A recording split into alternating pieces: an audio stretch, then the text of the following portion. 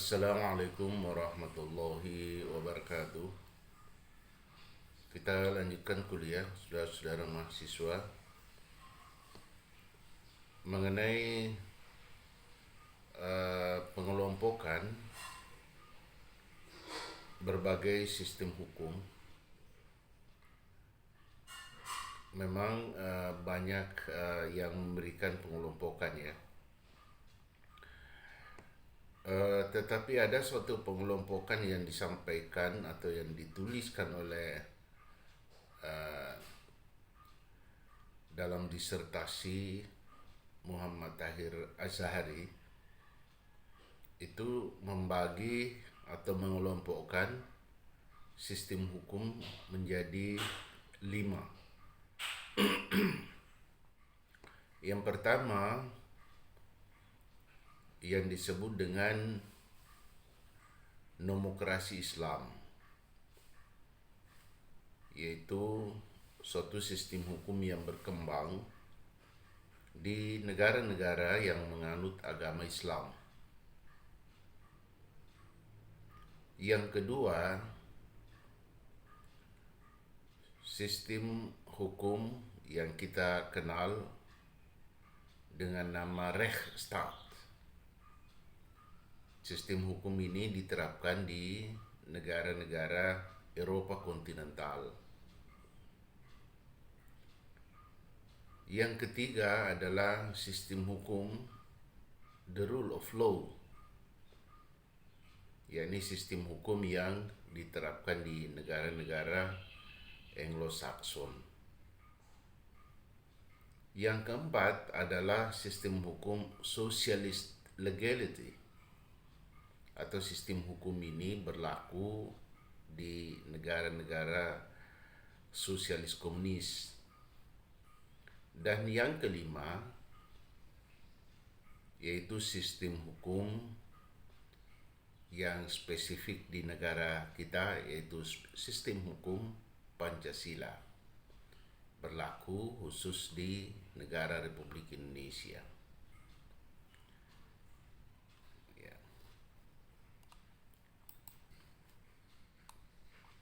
Nah, sekarang kita mulai melihat satu demi satu sistem hukum.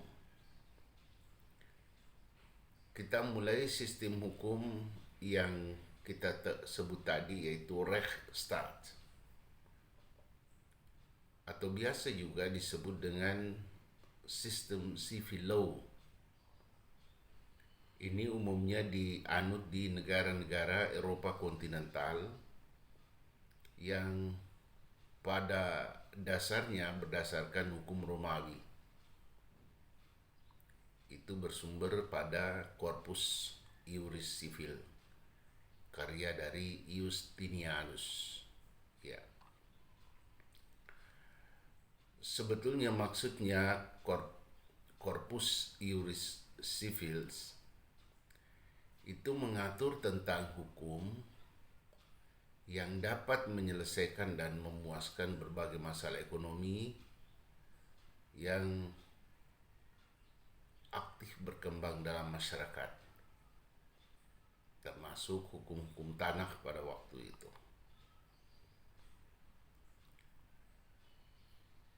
Yang paling menonjol di dalam sistem hukum ini atau civil law system ini yaitu adanya pembagian hukum seperti hukum privat dan hukum publik. Dan ini berkembang sejalan dengan sejarah yang begitu panjang di negara-negara yang menganut hukum alam ini.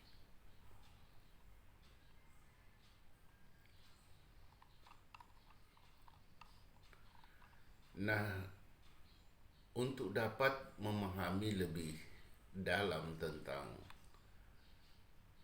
civil law atau sistem hukum dari negara-negara Eropa kontinental,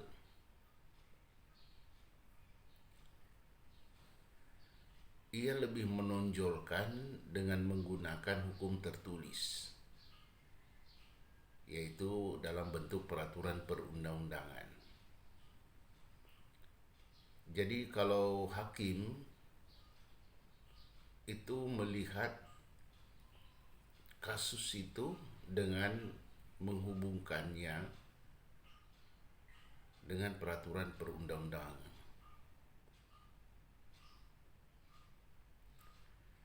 Hakim tetap diberikan keluasan untuk memutuskan suatu perkara yang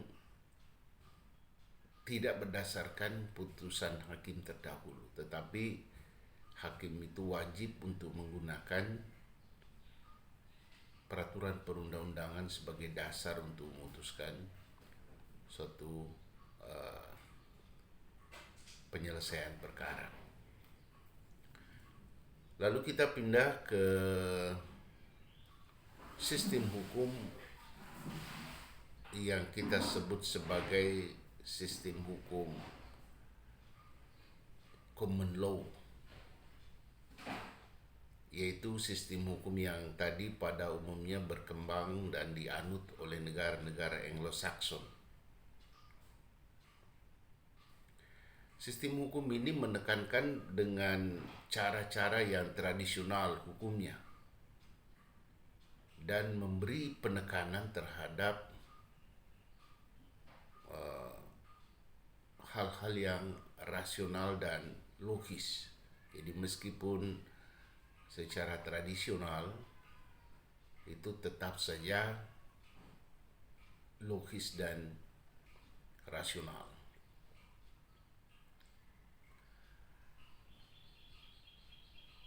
Meskipun seperti itu, tetapi tetap saja dalam literatur kita melihat bahwa sistem hukum Anglo-Saxon ini atau common law ini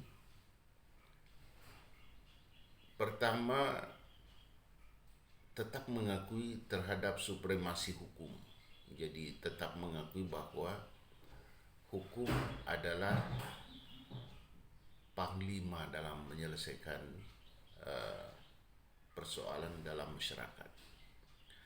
Yang kedua, tetap juga mengakui adanya persamaan di hadapan hukum atau equality before the law. Dan yang paling penting bahwa dalam sistem hukum common law tetap juga memperhatikan perlindungan terhadap hak-hak individual dan hak-hak atau hak-hak perseorangan. Yang menonjol di dalam sistem hukum common law ini itu lebih mendasarkan pada prosedur dalam menyelesaikan setiap sengketa.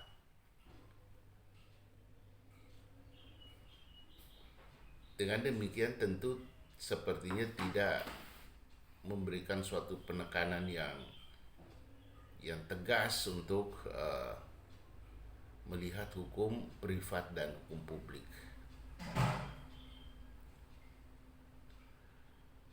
Dalam menyelesaikan perkara seperti pada Rechtsstaat tadi, kecenderungan untuk menggunakan aturan tertulis peraturan perundang-undangan itu sangat kuat.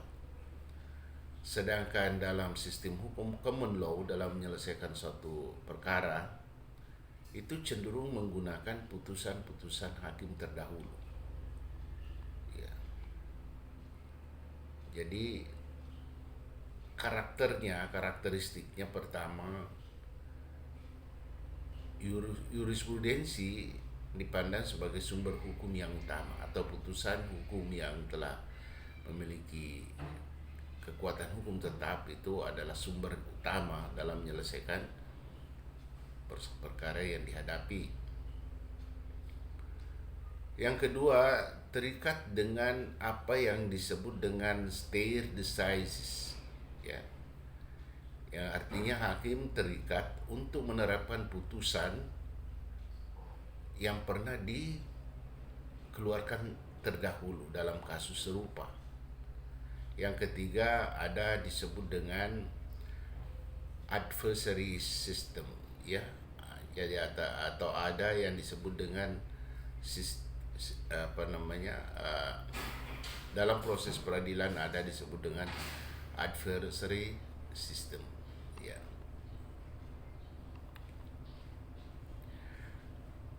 Lalu kita pindah kepada sistem hukum socialist legality, ya, atau sistem hukum sosialis. Umumnya sistem hukum berkembang di negara-negara sosialis seperti dulu namanya Uni Soviet atau Republik Sosialis Union Soviet Socialist Republic, USSR, ya. Sekarang kita kenal dengan nama Rusia, dan ini menganut faham komunis. Hukum di sini dipakai sebagai alat atau instrumen untuk mencapai kebijakan sosialisme. Artinya hukum berada pada posisi di bawah kebijakan-kebijakan penguasa atau kebijakan sistem sosialisme. Kepemilikan pribadi dan kepemilikan perseorangan, ya, itu memang masih tetap ada atau tidak dihilangkan, tapi diganti dengan kepemilikan bersama. Jadi tetap ada, tetapi intinya ada kepemilikan bersama.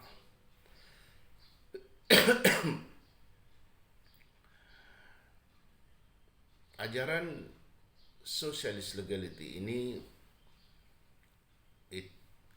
cenderung didasarkan pada ajaran Marxisme dan Leninisme, ya, dengan faham komunis yang paling terkenal itu. Marxis dan Lenin itu menyebutkan bahwa masyarakat sosialis tidak membutuhkan suatu perangkat hukum. Negara dan hukum itu akan ditentukan oleh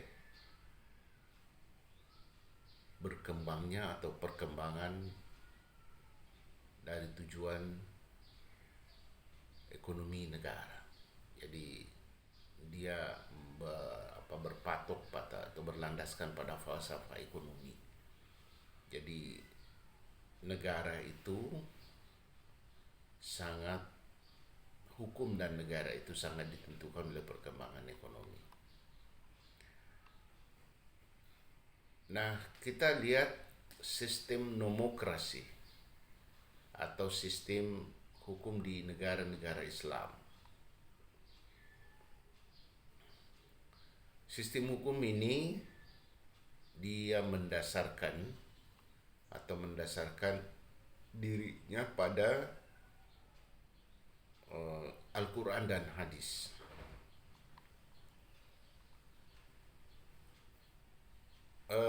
Kita melihat beberapa referensi yang berhubungan dengan sistem hukum negara-negara Islam yang kita tadi sebut sebagai nomokrasi, memiliki beberapa prinsip yang utama, ya, prinsip-prinsip yang utama antara lain bahwa kekuasaan itu adalah sebuah amanah. Itu yang pertama. Kekuasaan adalah amanah. Kekuasaan yang amanah artinya bersandar pada kekuasaan Allah Subhanahu wa taala. Manusia yang menerima amanah itu dituntut harus jujur dalam melaksanakannya sesuai dengan yang diamanahkan tadi.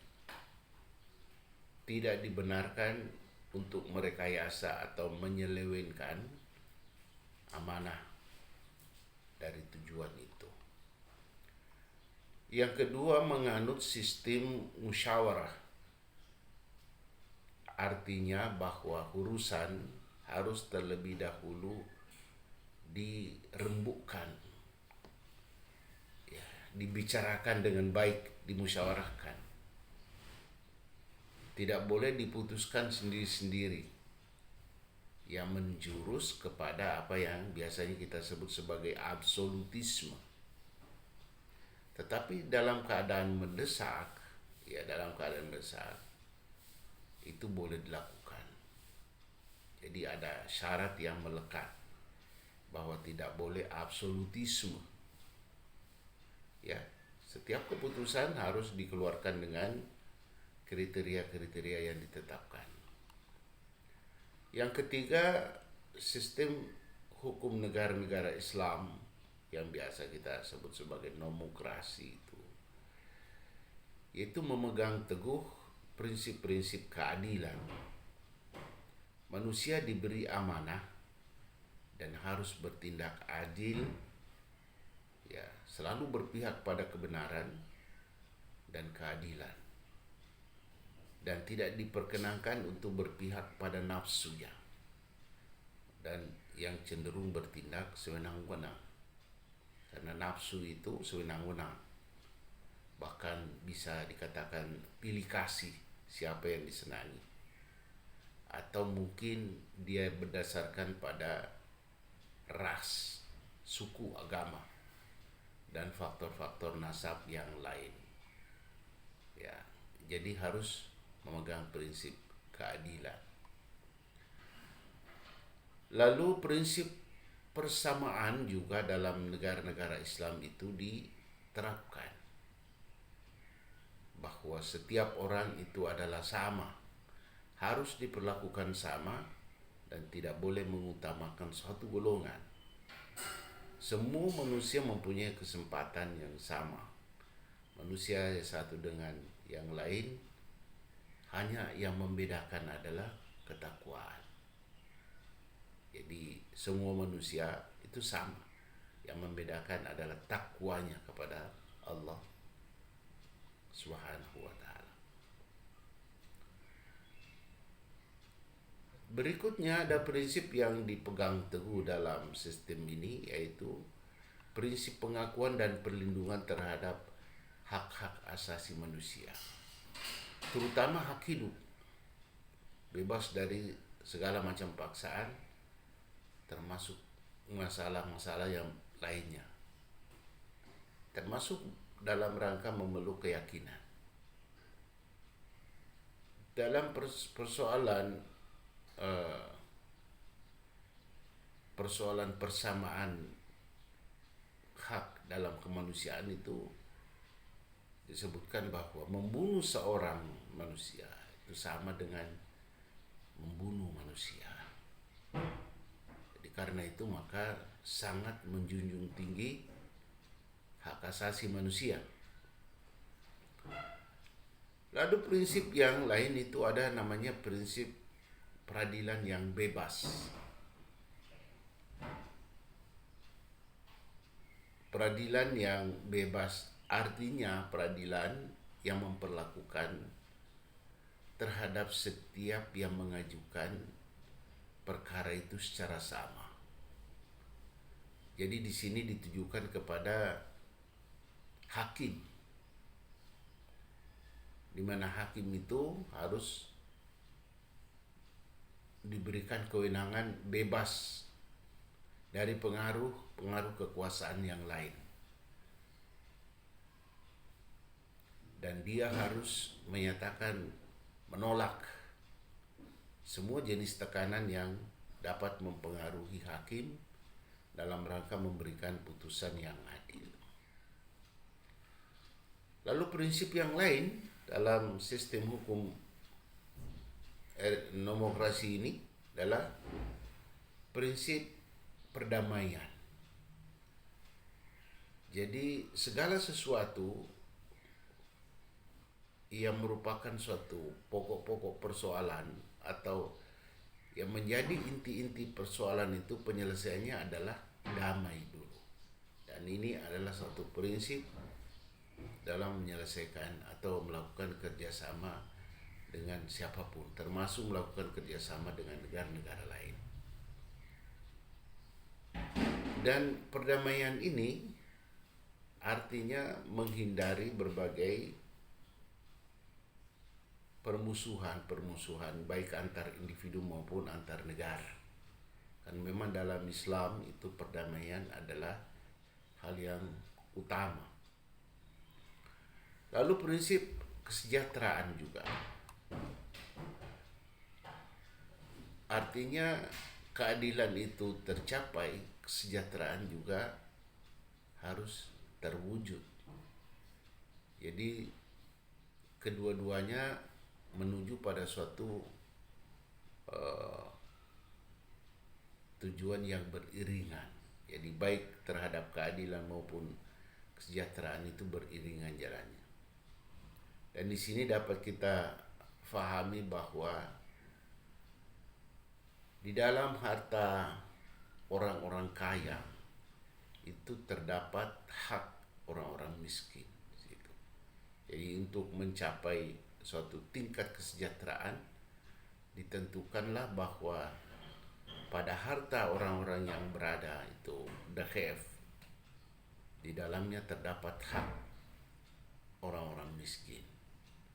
Ini adalah prinsip dalam ajaran Islam. Lalu yang terakhir adalah sistem hukum